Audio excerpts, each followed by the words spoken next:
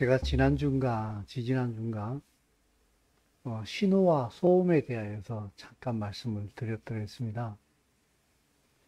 신호는 사람이나 어떤 누군가에게 마땅히 꼭 전달되어져야 될 말이나 행위, 그걸 신호라고 얘기할 수 있다고 한다면은, 소음은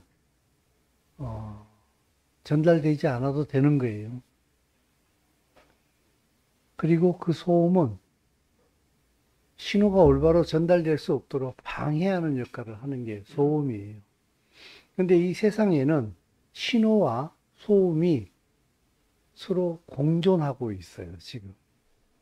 그래서 우리가 올바로 이 세상을 살아가려고 하게 되면은 하나님으로부터 오는 신호를 정확하게 이렇게 수신할 수 있어야 돼요.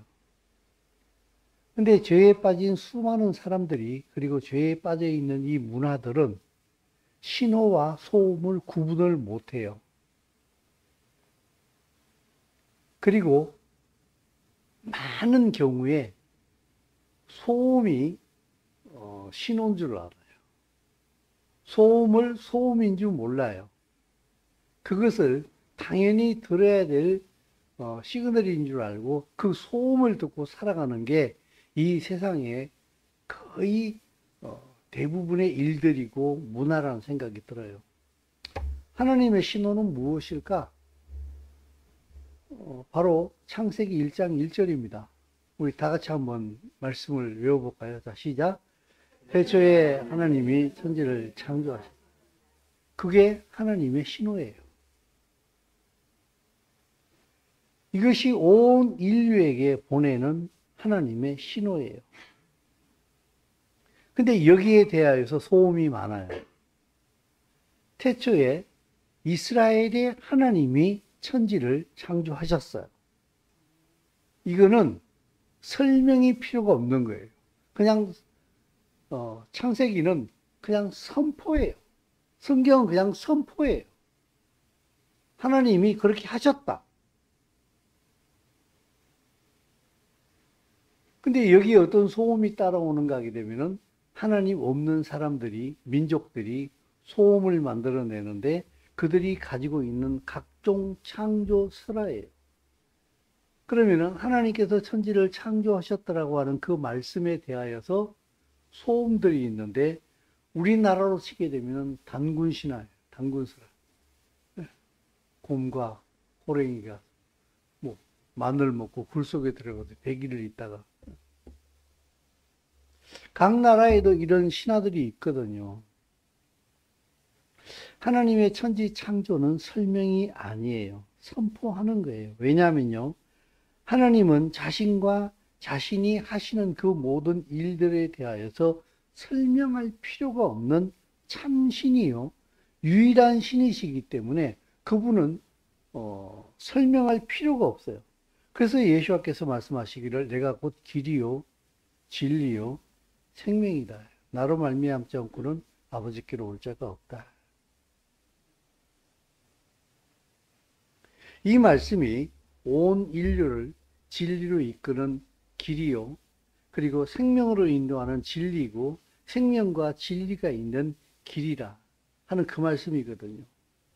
창세기 1장 1절을 모르게 되면은, 못 믿게 되면은 모든 사람이 본의 아니게 다 길을 잃어버려요. 근데 이게 정말 무서운 게 뭔가 하게 되면은 내가 길을 잃고 있다는 사실을 전혀 모른다는 거예요. 여러분, 정말 문제는 무엇인가 하게 되면은 어떤 내가 문제에 휘말렸을 때에 그것을 문제로 인식하면은 문제는 반은 해결된 거예요. 근데 그것이 문제인데 그것이 문제인지를 인지를 못하게 되면은 해결 의지가 없어요. 그리고 해결 방법도 생각하지 않아요. 그리고 해결 방법도 필요가 없어요. 왜냐하면 그게 문제가 아니기 때문에. 이건 정말 심각한 문제거든요.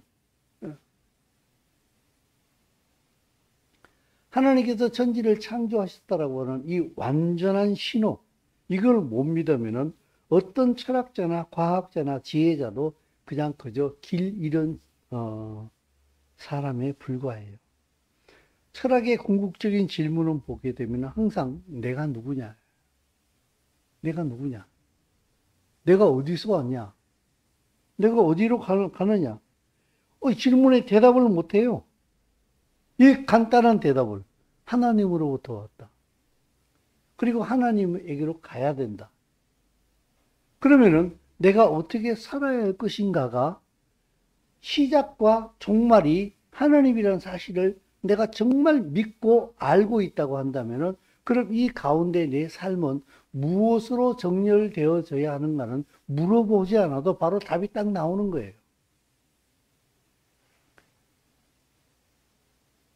나 하나님께서 창조하신 줄로 믿는데요. 나 그럼 나의 끝은 하나님이라는 사실을 믿는데요.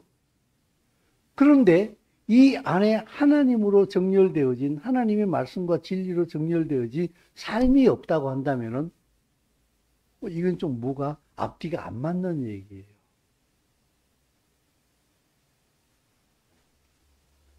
그 하나님을 알지 못할 때에 대답을 못해요.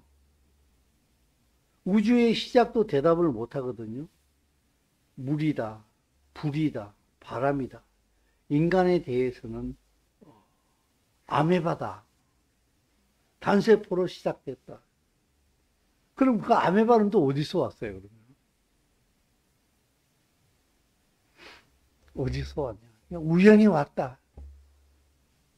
그러니까 사람이 하나님을 모르게 되면 모든 게 다 우연으로 소치되어지게 되는 거예요. 그죠? 그래서 하나님을 알지 못하게 되면은 하나님께서 천지를 창조하셨다는 사실, 이 완전한 신호를 못 받아들이게 되면은 그냥 길 잃은 인생이에요. 자주 말씀드리는 것처럼 연줄 끊어진 그냥 연이야. 그냥. 근데 성경은 여기에 대해서 분명히 말씀하고 있거든요. 자, 우리 파워포인트를 하나 보도록 하겠습니다.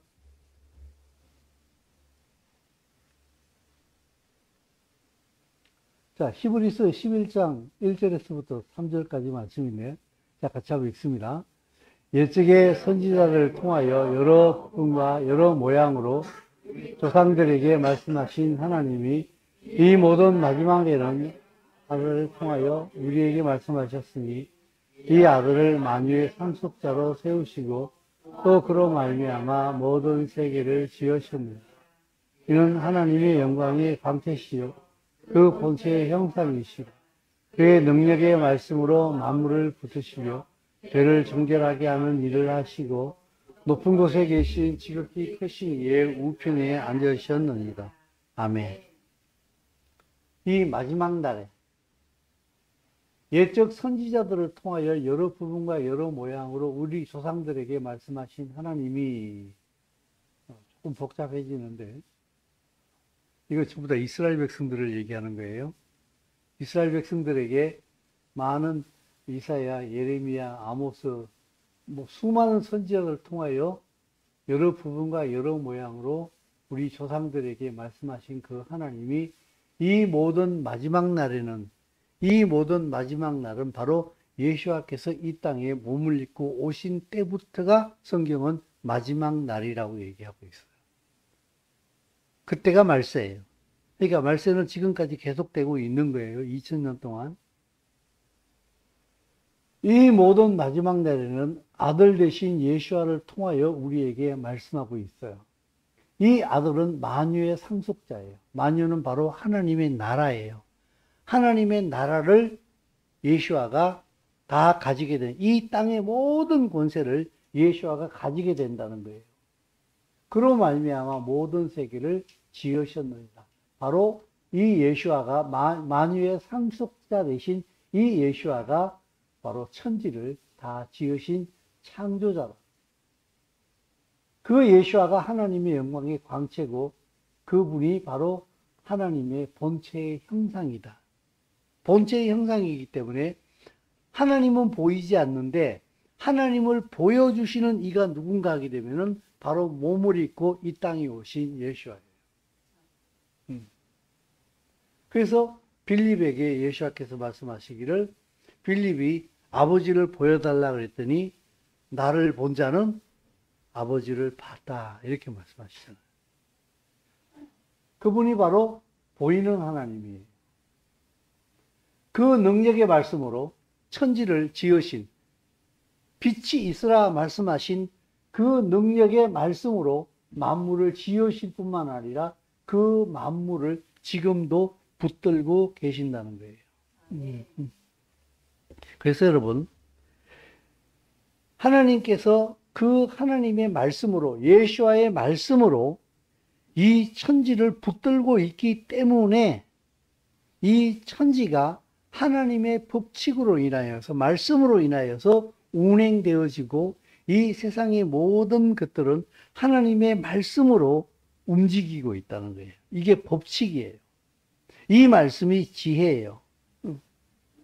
그래서 여러분, 사실은 하나님의 말씀이 없으면은 내가 어떤 지혜를 가지고 있다, 어떤 지식을 가지고 있다, 능력이 있다, 권세가 있다, 힘이 있다 그러는데 그 모든 결국은 다 허무함으로 끝나는 거예요. 아까 제가 서두에 말씀드린 것처럼 철학자들이 그렇게 생각을 많이 하고 연구하고 해도 답은 뭐예요?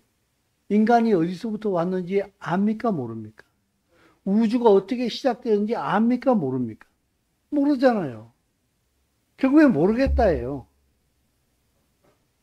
그러니까 하나님의 말씀이 없으면은 어떤 지혜자나 어떤 권력자나 어떤 힘을 가졌다 할지라도 모든 게 결국에는 허무로 끝나버려요. 그리고 그 지식도 웃기는 것이 돼요. 하나님 앞에서는. 그 증거가 여러분 보십시오. 이 세상을 살아가는, 그리고 세상을 떠난 수많은 유명인들의 삶을 한번 보십시오.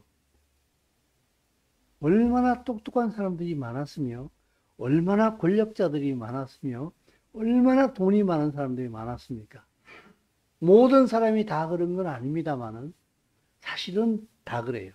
다 그런데 그들의 종말을 제대로 우리가 못 봤을 뿐이지, 그 힘 많고 돈 많고 지혜 많다고 하는 그 사람들의 결말이 어땠는가 한번 봐보십시오. 그냥 허무함으로 끝나거든요. 왜냐하면 그게 하나님이 없기 때문에 그래요. 하나님께 종속되어져 있지 않기 때문에 그 모든 돈이나 힘이나 지혜나 이런 것들이 그냥 허무함으로 끝나버린다고요. 내가 어떤 힘이 있다, 능력이 있다, 학식이 있다는 것인데 그게 의미를 부여해 주는 것은 진리의 말씀과 그것이 연결되어지게 될 때에 그것이 비로소 의미가 있는 거예요. 여러분 보십시오. 벤츠 차가 있다고 합시다. 근데 기름 없으면 어떻게 돼요? 기름 없어가지고 벤츠를 한 20년 세워놨어요. 그럼 어떻게 되겠어요? 그건 그냥 공간을 차지하고 있는 그냥 쇳덩어리일 뿐이에요. 아무리 좋은 냉장고, 성능이 뛰어난 냉장고가 있다 할지라도 전기가 없는 곳에다 갖다 놓으면은 그건 그냥 장식품일 뿐이에요, 그냥.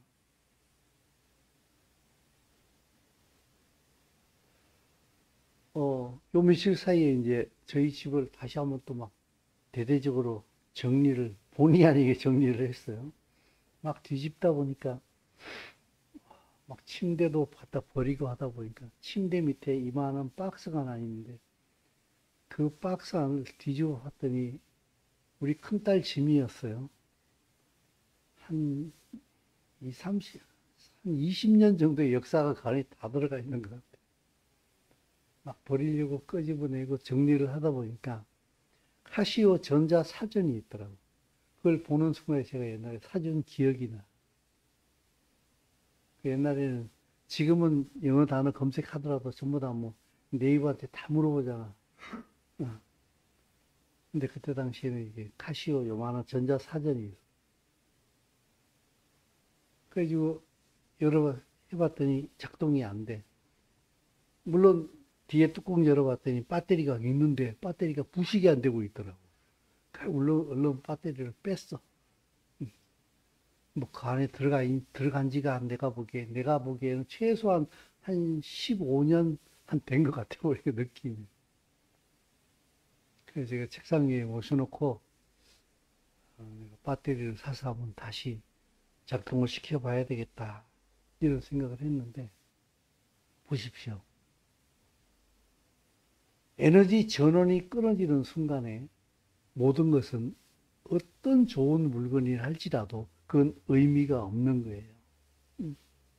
세상의 모든 권력과 힘과 이 모든 것들도 진리에 못 쓰면은요, 의미가 없어요. 오히려 그게 짐이에요, 여러분.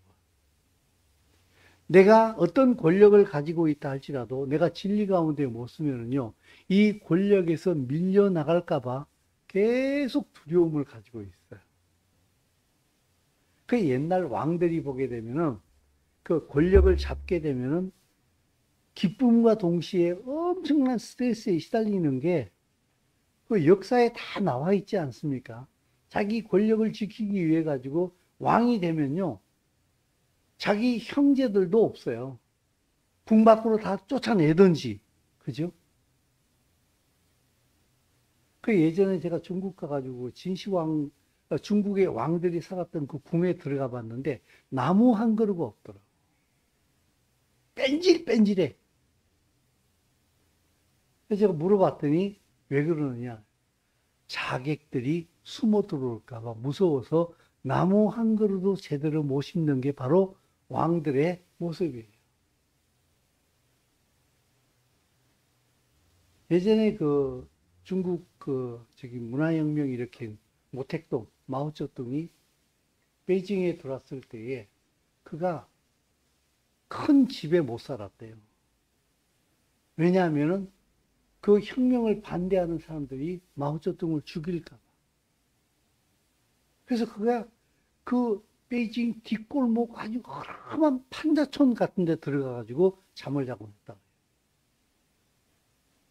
여러분, 진리 없이 권력을 잡게 되면은 기쁨과 동시에 두려움이에요. 아무리 힘이 있어도요, 나보다 더 힘센 사람은 항상 나타나기 마련이에요. 스트레스 되니까. 능력이 있어도 근심이 따라오고요. 잠언에는 뭐라고 생각이 되면은 지식이 더하면은 번민이 더한다고 그랬어요. 그래서 무식이 용감하고 무식한 게 약이다고 얘기하는지도 모르겠어요. 그죠? 아는 게 많으니까 보는 것마다 문제가 보이는 거야, 이게.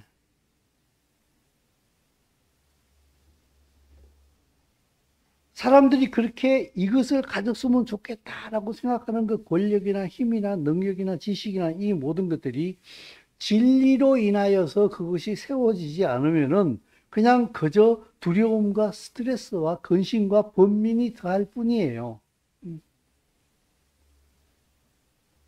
예전에 한번 꽤 오래 전의 일입니다만 돈을 그때 한 2천만 원 정도 이렇게 은행에 가서 찾을 일이 있었어요. 물론 수표로 찾았기 때문에 봉투에 딱 집어넣어가지고 이렇게 안주머니에 딱, 뭐야?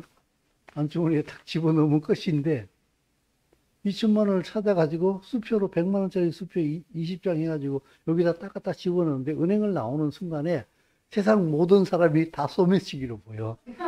내게 가까이 다가오는 놈은 다 소매치기야. 괜히 내가 이렇게 하고 있더라니까. 되게 웃기지 않아요?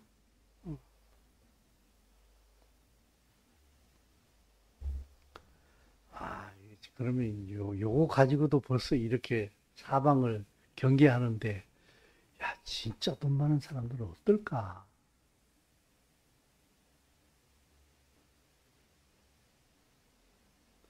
그게 참 가진 자의 두려움을 잠시 느껴본 적이 있어요. 여러분, 진리가 없으면 이렇게 되는 것 같아요. 말씀에서 벗어나게 하는 것은 소음이에요. 세상 것을 추구하고 그것을 따라가는 삶은요, 소음 따라가는 삶이에요. 소음 따라가게 되면은 결국에는 아무것도 없어요. 신기루의 끝이 뭐예요? 죽는 거예요. 그런데 여러분, 우리 안에 소음이 있어요. 우리는 원하든 원치 않든지 간에 이 소음 가운데 살 수밖에 없는 일이라는 생각이 드는데, 내 안에 소음이 굉장히 강해요. 그 내 안에 소음이 무엇인가 하게 되면 바로 내가 느끼는 느낌이에요. 그리고 육으로부터 올라오는 감정이에요. 근데 사실은요, 느낌이나 감정은 하나님께서 주신 선물이에요. 어떤 사실을 보면서 내가 느낌을 가지게 되고 거기에 대해서 내가 감정적으로 반응한다는 것은 화가 났을 때, 슬플 때에, 기쁠 때에 거기에 반응을 못하게 되면 고장난 사람 아닙니까? 그죠? 그건 거기에 대해 반응한다는 것은 그건 분명히 하나님께서 주신 선물이에요. 그러나 그것이 하나님께서 주신 우리의 진리의 말씀을 따라서 통제를 받지 못하게 되면은 그 감정은 우리를 시궁창으로 끌고 가요. 슬픈 일이 있다 할지라도 슬픔을 표현하되 상식 안에서 표현이 되어져야 돼요. 그죠? 그걸 벗어나게 되면 어떻게 됩니까?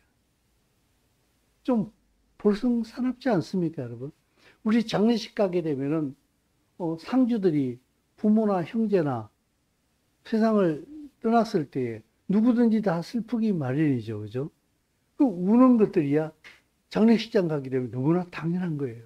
거기는요, 부모님이 죽었는데도 눈 반질반질해가지고 이렇게 가지고 하고 웃고 있으면은 그것도 별로 보기 좋지 않아요. 그죠? 울어야 할 때는 울 필요가 있어요. 그러나 그 표현이, 그 슬픔의 표현이 너무 지나치면 어떻게 돼요? 그것도 또 볼썽사나워지게 합니다. 그죠? 예전에 저희 아버님이 돌아가셔가지고 포천에서 이제 동신교회 묘지에다가 저희 아버님을 이렇게 묘지를 세웠는데, 와, 우리 큰 누나가 그냥 같이 들어가겠다는 거예요, 그냥. 하관했는데, 그 안에 들어간다고 아버지, 아버지하고 그러는데, 저는 그때 또 까칠한 고등학교 1학년이었어요, 그때는. 근데 저는 또 미성년자라고 그때 당시만 하더라도요, 이 또, 삼배 꽃갈못을 세웠어요. 꽃갈못, 이렇게 묶어가지고. 그 시기에 얼마나 쪽팔린지, 그게 나는. 그 꽃갈못, 삼배로 꽃갈못을 신어놨는데, 내 생각은 이거 어떻게 하면 이걸, 어떤 명분으로 이걸 벗을 수 있을까는 그 생각밖에 안 해요. 아버지가 돌아간 것도 안 슬퍼, 나는. 이게 쪽팔리는 생각만 하는 거야. 부끄러워 죽겠고, 이거 어떻게 하면 벗어제끼지? 그 생각만 머리에 큰데 그러면서 이게 서 있는데 우리 누나는 그 안에 같이 들어간다고 이러니까 사람들이 붙잡고 이러시면 안 된다고.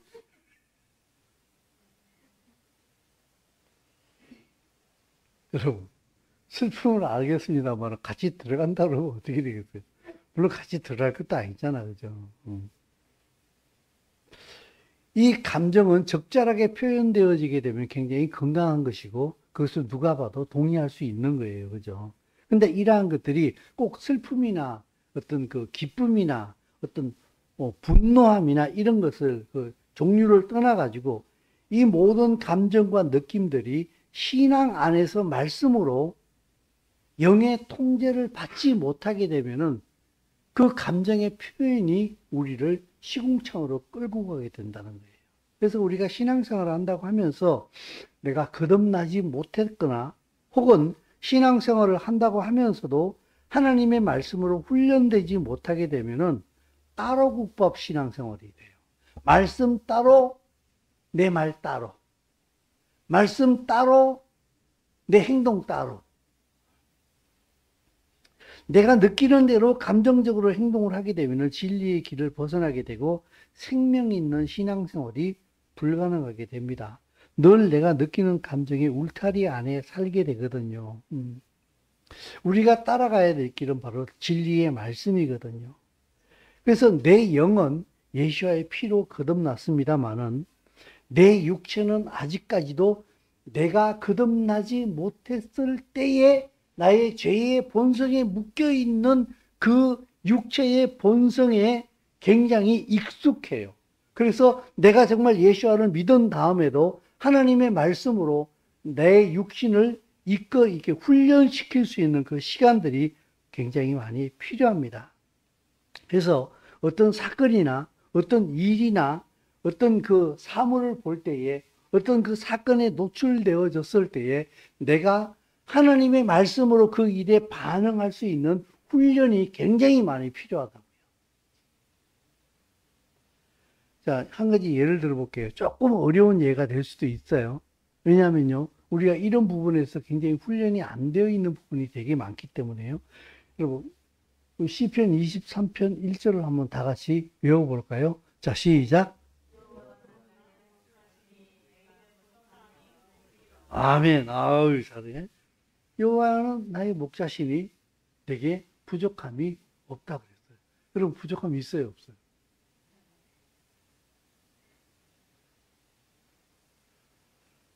여호와가 우리의 목자입니까? 아닙니까? 그러면 부족함이 없다고 성경이 얘기하잖아요. 그죠? 근데 여러분 느끼기에 부족함이 있어요, 없어요? 있지요. 그러면 어떻게 하나님의 말씀이 잘못된 거예요? 내가 잘못된 거예요? 어떻게 알아요, 그걸? 음, 음. 다음 주에 설교하셔야 될 것 같아요. 하나님의 말씀은 부족함이 없다라고 얘기하고 있는데 나는 부족함을 느껴요. 그럼 이게 도대체 어떻게 되겠느냐, 이게. 그럼 하나님의 말씀이 잘못됐든지 하나님께서 뻥을 치고 계시든지, 그죠? 참 이게 우리가 삶을 살아가면서 느끼는 갈등 중에 하나거든요. 여러분 보십시오. 이스라엘 백성들이 하나님께서 목자 되셔가지고 그들을 애굽에서 인도해 내셨잖아요. 그리고 그들에게 날마다 먹을 만나를 주셨잖아요. 그들이 광야에 들어서는 날부터 그들이 가나안 땅에 들어가서 첫 번째 곡식을 수확하는 그날까지 만나는 내렸어요. 그러면은 그들은 부족함이 없어야 되잖아요. 근데 그들은 모세를 통하여서 분명히 하나님께서 안식일 날에는 만나를 거두러 나가지 말라 말씀하셨는데 그들은 안식일에도 만나를 거두러 나가는 사람이 있었어요.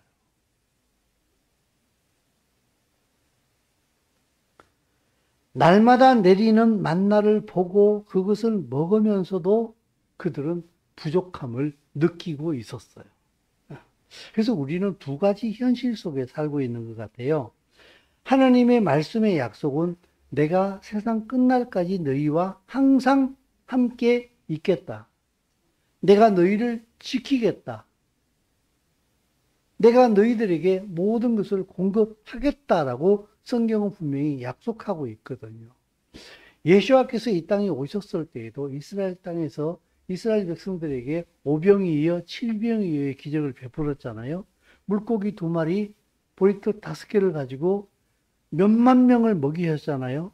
7병이 이어에도 마찬가지 사건이잖아요. 그것은요, 하나님께서, 예수와께서 마술을 부리는 게 아니라 그것이 현실이었어요. 근데 그 오병 이어의 기적이나 7병 이어의 기적이 그 안에 내포하고 있는 의미는 내가 너희들의 왕이다. 이스라엘의 왕은 백성들의 모든 필요를 채워주는 것이 왕이 해야 되는 굉장히 중요한 일 중에 하나예요. 그것은 오늘날에도 마찬가지인 것 같아요. 대통령이 차기에, 현직에 있을 때에 많은 국민들에게, 칭송을 받느냐 못 받느냐는 거의다가 경제 정책에 달려 있어요. 그 나라의 경제를 얼마나 원활하게 잘 돌아가게 하느냐가 굉장히 그 대통령의 능력에 사람들에게 인정을 받느냐 못 받느냐 중에 굉장히 중요한 한 부분이거든요. 그래서 예수와께서도 그 보리떡 5개와 물고기 2마리를 가지고 몇만 명을 먹이셨다는 얘기는 뭘 의미하는 거기 때문에 내가 바로 너희들의 왕이다 하는 것을 갖다가 그것을 통해서 보여주시는 거예요. 공급하시는 걸 통하여서. 그래서 이 2가지 현실이 바로 하나님의 말씀의 약속, 나는 너희를 지키겠다, 공급하겠다, 함께하겠다. 이 함께한다는 말은 그냥 막연히 내가 네 옆에 같이 있어라고 하는 것이 아니라 너의 모든 상황 속에 내가 있고 이 모든 상황 속에서 내가 너를 보호하겠다라고 하는 약속의 말씀이거든요. 근데 내가 느끼는 현실은 무엇인가 하게 되면은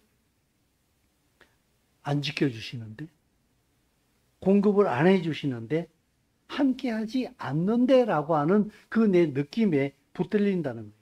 여기서 내가 어디를 선택해야 되나. 아까 우리 남집사님이 하나님께서 우리와 함께 하신다. 내가 그렇게 느낀다. 그러나 하나님의 말씀은 내가 느끼는 것보다도 하나님의 말씀은 더 확실하다는 사실을 우리가 믿음으로 받아들이는 사실이에요. 우리는 어디를 선택해야 되는가? 하나님께서는 내가 너를 지킨다, 공급하겠다, 함께 하겠다라고 하셨는데 내가 느끼는 현실은 그렇지 않다고 내가 느껴지게 될 때에 거기에 대하여서 내가 어떻게 반응을 해야 됩니까? 여호와는 나의 목자시니 내게 부족함이 없다라고 말씀하셨을 때에 그러면은 하나님은 부족함이 없게 우리를 채우신다라고 하는 것을 우리는 믿음으로 받아들이고 그 믿음으로 행동을 해야 한다는 사실입니다. 그게 바로 믿음이에요. 그래서 하나님의 말씀을 선택해서 이렇게 내가 그 길을 걸어가려고 할 때에 내 감정이 내가 느끼는 그 감정은 죽을 것 같아요. 왜냐하면 하나님의 약속과 내가 느끼는 현실은 완전히 충돌을 일으키기 때문에 나는 공급하겠다라고 하나님은 말씀하셨는데 나는 부족함을 느끼고 있는 거예요. 그럼 우리는 어디를 선택해야 될 것인가? 이걸 우리는 통전적으로 봐야 돼요. 전체적으로. 우리의 삶은 분명히 부족함이 있어요. 내 생각대로 모든 것이 다 쓰고 싶은데 그것이 다 채워지지 않으면 우리는 부족함을 느끼는 것이거든요. 그러나 내가 부족함을 느끼는 것도 분명히 부정할 수 없는 현실이에요. 근데 그 부족함이 절대로 우리를 망하게 하지 않는다는 사실입니다. 예전에 한번 이 말씀을 드린 적이 있는 것 같은데,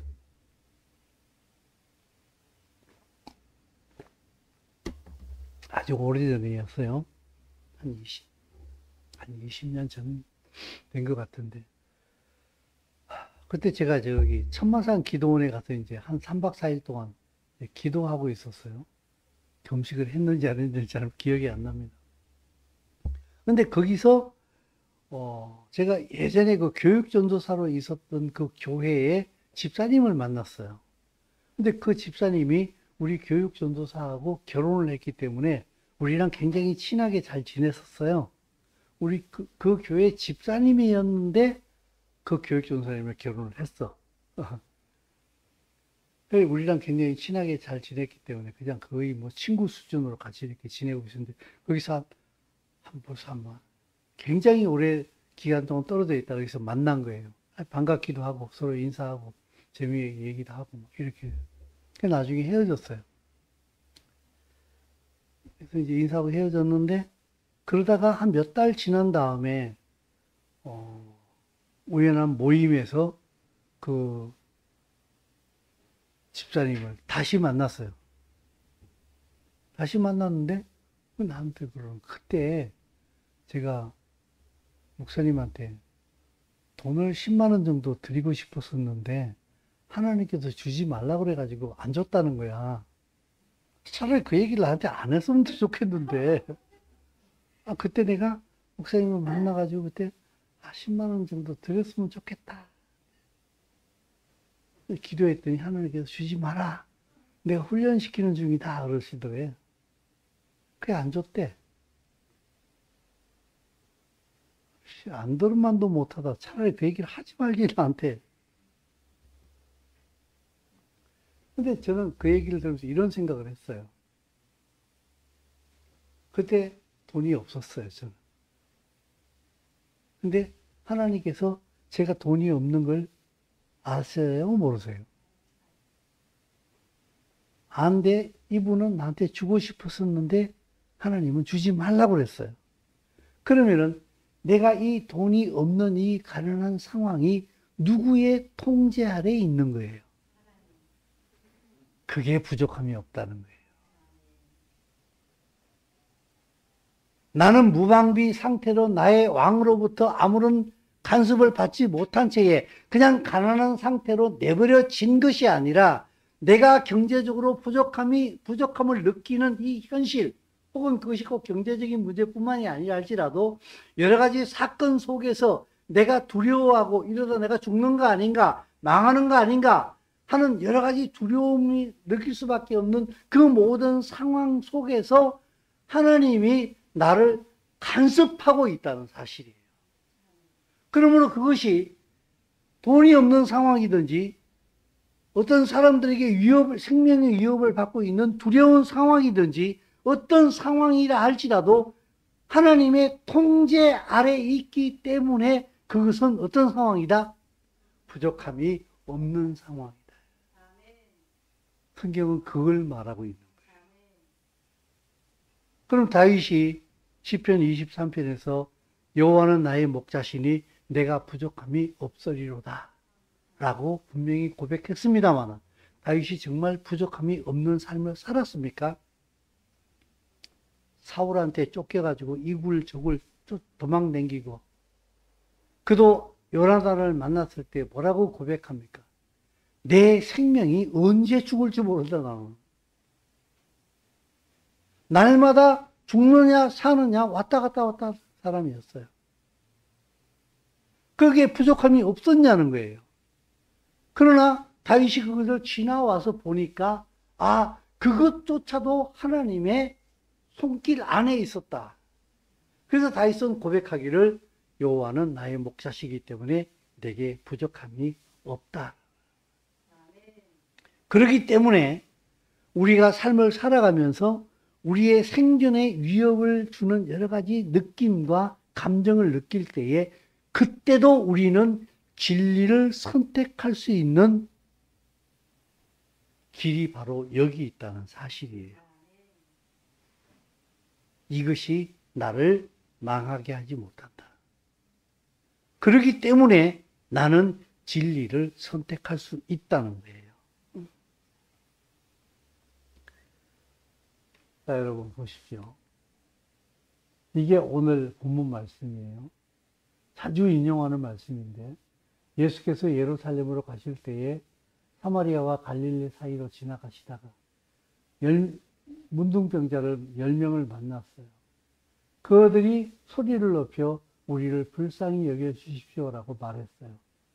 그랬더니 예수께서 말씀하시기를 제사장들에게 가서 너희 몸을 보이라 하셨는데 그들이 가다가 깨끗함을 입었다고 성경은 기록하고 있어요. 제가 지난주에 이 말씀을 서로 연결되어서 잠깐 전한 다음에 저한테 이런 생각이 있었어요.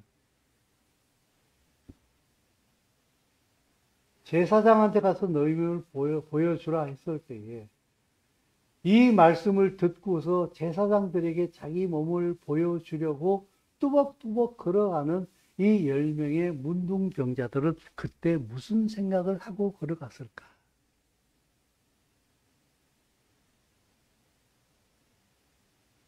마을이 저기인데 제사장이 저기 살고 있는데 마을에 들어서 가지고 제사장이 점점 가까이 가가는데 막 진물이 말라가 막 새살이 막 돋아나와 머리카락이 막 솟아올라 손톱이 막 나오기 시작을 해.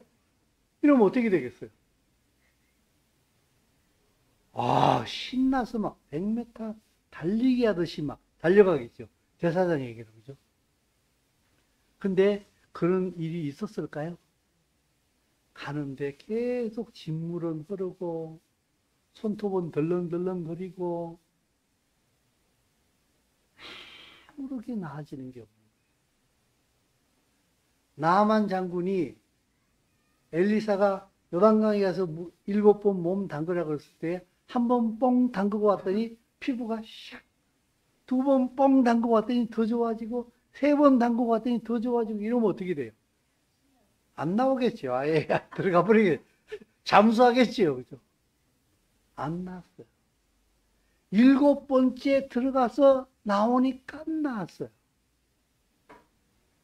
이게 우리가 내 감정과 내 느낌을 넘어서서 진리를 선택하기에 참 어려운 것 같아요.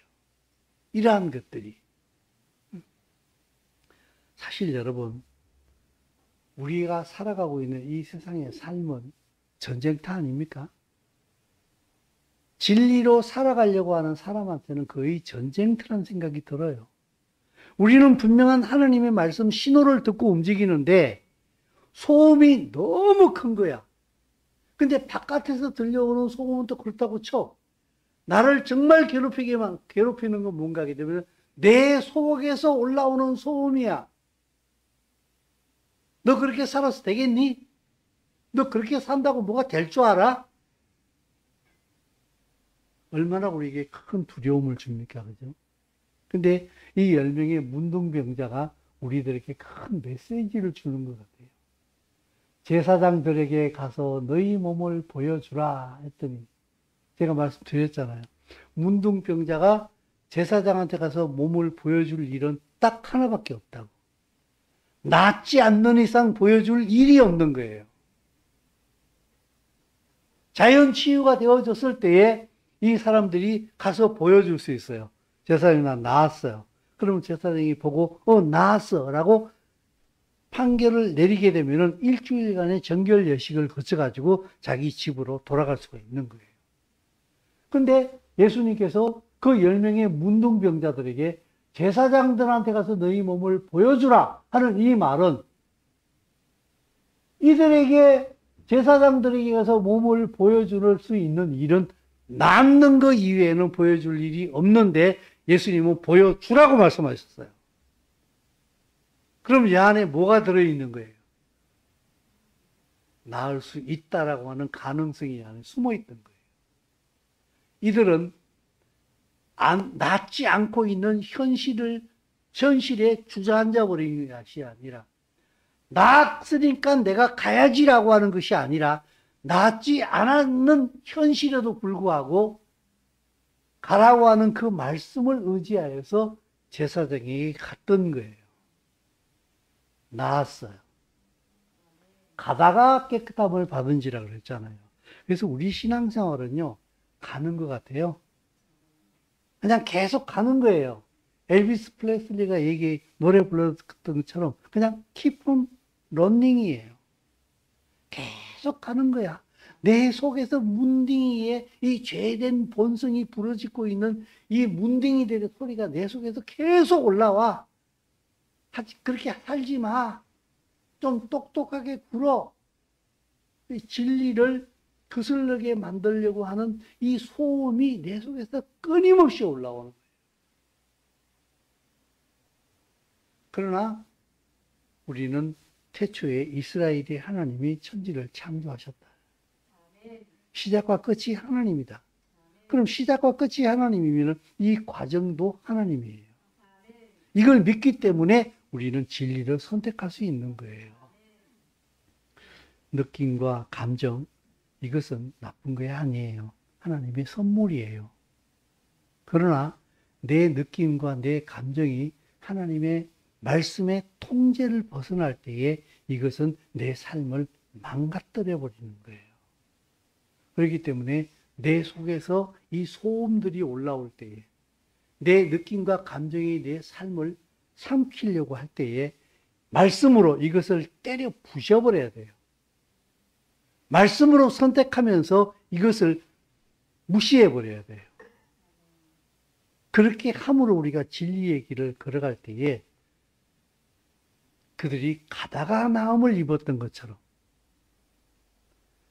나아만이 7번 요단강에 들어갔다가 7번째에 그가 깨끗이 나았던 것처럼 이 믿음의 진리를 선택해서 걸어갈 때에 여기에 바로 우리의 삶의 진정한 기쁨과 완성이 있다는 사실입니다. 찬송가도 그러잖아요. 주와 함께 길 가는 거 즐거운 일 아닌가. 여러분 즐겁기만 합니까? 아니잖아요. 때로는 손 놓고 싶을 때 참 많잖아요. 그죠? 하나님 천지 창조 안 하셨다면 차라리 몰랐으면 좋겠다. 참 부끄러운 얘기입니다만은 저는 지금도 그런 생각을 할 때가 있어요. 차라리 예수 몰랐으면 더 좋았을 걸. 그럼 그냥 편하게 살 텐데. 며칠 전에도 그 생각했어요. 저. 차라리 몰랐으면 더 좋았을 걸. 내 마음대로 살면 훨씬 더 좋은 텐데. 죽을 때 죽더라도, 지옥 갈 때 지옥 가더라도 차라리 몰랐으면 더 좋았을 걸. 이런 생각이 든다고요. 근데 그거 따라가면 어떻게 돼요? 이제는 그걸 따라갈 수가 없어요, 이제는. 그죠? 그래서 때로는 주와 함께 길 가는 게 즐겁지 않아요. 날 좀 내버려 두세요. 이렇게 얘기하고 싶을 때가 참 많다니까. 그러나 그분 따라 함께 걸어가는 것이 결국에는 가장 기쁜 일이요.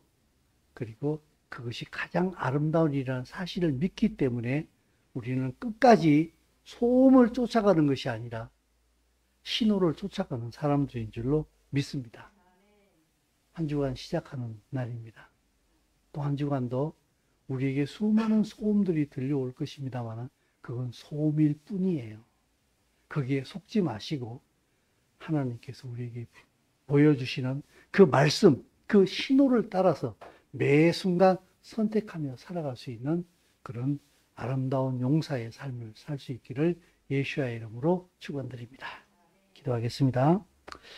이 진리의 길을 따라갈 수 있도록 우리의 진리를 알게 하시고 믿게 하시고 선택할 수 있는 능력 주시니 감사합니다. 또한 우리를 도우시는 성령님을 보내주신 것 감사합니다. 이번 한 주간도 주님 앞에 말씀을 선택하면서 승리하는 삶으로 살게 하시고 또 한 주간을 보내고 주 앞에 섰을 때에 승리의 열매를 들고 올 수 있는 우리의 삶이 다 되게 하여 주시옵소서. 예수의 이름으로 기도드리옵나이다. 아멘. 우리 다 같이 준비하신 예물 하나님 앞에 올려드리겠습니다.